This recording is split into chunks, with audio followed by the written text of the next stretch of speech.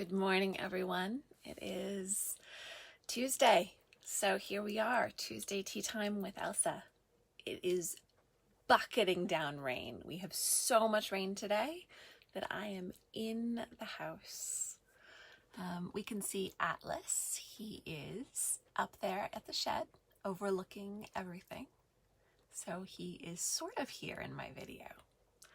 But mostly I'm going to be inside today, drinking tea with all of you. Today, I wanted to talk a little bit about the contradiction of freedom-based training. I got a comment on Freedom-Based Training 101, which is a free video on my YouTube channel. And the comment was something along the lines of, that's not really horse training. You're not really doing anything. And before you guys jump to my defense, I want to honor that statement, because when we really look at freedom, it isn't doing anything. When we really look at the horse from a freedom point of view, we are not trying to change them. We are not trying to develop them. And that is half of what freedom-based training is accepting the horse exactly as they are. Now, the other half is training. And the kind of training that you can contrast with freedom is going to be of a subtlety that not everyone is going to be interested in. For me, it's fascinating watching what a horse is in the freedom of their choices. What do they want to do? What did they like? What do they enjoy? What choices do they make? Once we can see what freedom is to that horse, then the training comes in how we make our personal responses. When do I choose to move? When do I choose to harmonize or flow or match? When do I choose to be like the horse? And when do I choose to be different from the horse? Now, it can be argued that that is not training. that is just random being around the horse. But what I've found is that if you do it with a real consciousness of when and where and how, you are going to develop a horse into being a much better version of themselves. And that's what the training is. It is so slow. And so when somebody comes to me and says, that's not really training, you're not doing horse training, I have to say, from your perspective, I can see how that looks true. And that's fine. Horse training is something bold and obvious in our culture. We do X, Y, Z movements, and the horse changes their behavior so that we like it better. That is what normal horse training is. Freedom-based training is a little different. In freedom-based training, we look at the freedom of the horse's choices.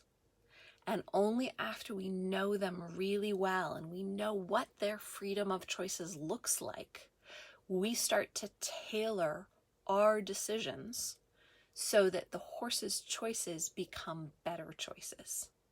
Is that horse training? Yeah, it could be argued either way. I don't feel like I need to go on the warpath and say that freedom-based training is training or is training that everybody should do, because it's not. It's the most fun I have ever had with horses. And so for that reason, I share it. And there's a few of you who really like the subtlety. When do I move? When do I flow? And does that impact the future choices that my horse will make? And maybe it does, maybe it doesn't. But what I found is that it's actually way more powerful than people give it credit for. So when somebody comes along and says, what you're doing is not really horse training, maybe so, maybe not. I can tell you that over time, the horses that I work with become very different in ways that I like. And that to me is training. Slow, but I'm okay with slow. If the end goal is that horses become better over time, I think that's training, particularly if we can shape it and direct it. Yeah, Oriana, it does. It makes undemanding time much more interesting when we have so many details to think about. When do I move? When do I not move? When do I harmonize? When do I act in a contradictory way? Yes, it is a very long-term horse training. But if you look at Freedom-Based Training 101 and you see just the beginning steps of it, you can't see the long-term part of it. And I just want to honor for anybody who looks at freedom-based training and says, that's not training. I can see your perspective. I'm also going to continue to present my perspective, which is, it is training in balance with freedom. And when we really observe the horse and what their freedom of choice is, and we start to be able to predict it, and we start to know who that horse is, then we can train in much more subtle ways than if we didn't know the horse deeply. So for any of you guys who saw the picture I put up as a just a notification that this tea time was happening, this week I got to go be the part of a startup rescue in my local area. And this rescue is just for miniature equines and miniature donkeys. And I happen to know the organizers really well, and I was thrilled to be there on the first day that the first batch of miniature horses arrived. Some of them are in pretty rough shape. They were, rescued out of bad situations. And it was really fun to interact with them and meet them. And part of me did feel funny about this, that, I was invited as a trainer. But on the first meeting of these horses, I wasn't going to do any training. I was going to observe the freedom of their choices. Because that's the first part of freedom-based training, is observing the freedom of their choices, noticing who goes to the left, who goes to the right, who speeds up, who slows down, who is more likely to fight, who is more likely to freeze, who is more likely to go into flight and run away. These are the things we need to know about a horse before we can make really good choices that might impact their training.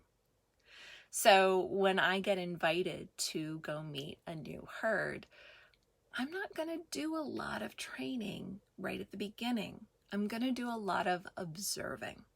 I'm going to do a lot of understanding who that horse is from their freedom of choices. And that is really always where it starts. So maybe I just have to get over my own insecurities when I get called a horse trainer. I have to remind myself that it is okay, that freedom is part of my horse training system. And the freedom part isn't training.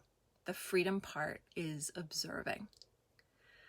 So, yeah, Julia, really observing the horse and knowing the horse before you try and shape them, change them, develop them. And yeah, I think that is good training, even if you're going to be more obvious and dominant about it. But it's the part that's hard to communicate, that first part is really vital, evaluating before you try and change. Exactly, Joanna. And, if we could make that a more common part of the horse training language, I think that would be really good. Whether you then go on to train in a really subtle way, like I do, so it's not very much direct impact on the horse, it's more an indirect impact around the horse. Or after you've observed and assessed, then you take a more direct approach and you use a more direct pattern of training so that the results are much more obvious. Either way is fine. I don't have a feeling that training should be fast or should be slow. I have a feeling that I like the really slow, gradual, gentle development of a horse. And from that, I'm going to live with horses in the way that, makes sense for me. And then I'm going to share it with all of you guys, for those of you who like it too. And the really great thing about this is that you can go ahead and feel like no matter what kind of training you want to do, there is value in observing the horse first. And even if you get pushed by friends or colleagues to say, you're not doing anything, what are you doing? You're not doing anything with your time yet. Be brave. Tell them you're observing. Tell them you are gathering information so that you will be able to train better in whatever ways you decide to train after you've gathered that information. So I guess that's my thoughts for today. It's simple, but I think there's a really happy medium between respecting. There's a lot of different roads to Rome. There's a lot of different ways to train. Everybody gets to choose which way they want to train. For me, freedom-based training, which is really about observing the freedom of a horse's choices first, and then figuring out how I want to respond to those, indirectly training from the actions I take around them more than the actions I cause them to do. Over time, yes, I will cause them to do a lot of things, but it's really gradual, and it may be way too subtle for most people. So, Christian says, once I asked on a rope for a head to the side, I saw the eyeball of the horse watching behind just one moment, and then the horse looked somewhere else again. That happened 3 times in a row, and then the horse was, let me see, I missed the comment here. And then the horse was very light, coming with the head back. Yeah, those are moments where your observation was very, very accurate, seeing the small try. And you were willing to let that happen 3 times, even very small, and then it got better and easier. And people talk about this all the time, but with freedom-based training where we don't have a halter and a rope, sometimes that's 100 small tries. Sometimes that's 200 small tries. And at some point in the process, somebody will say, you're not making any progress. And I'll say, yes, I am. It's just such small progress. You can't see it, but I can. And if I can see it and I can nurture it, it will keep getting bigger. It just might take a little longer than you think it should. And if it's taking a little longer, you can always get more direct. There's lots of training methods that'll make it faster. I just happen to like the slow ones. Yeah. Thank you, Cindy. Thank you for joining us from North Bend. Joanna says, the awesome part about spending time observing is that day the horse chooses to come to be part of your just hanging about. Yeah, that is really one of the benefits, Joanna, is that as we observe, the horse has time to choose to participate instead of being pressured into participating.